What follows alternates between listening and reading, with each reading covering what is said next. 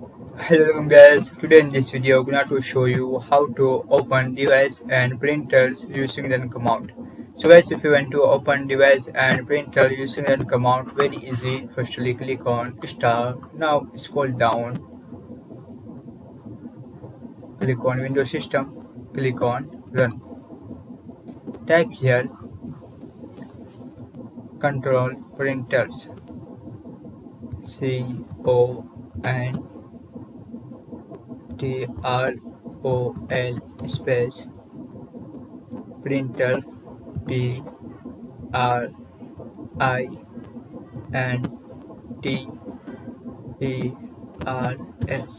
After click on OK. That is.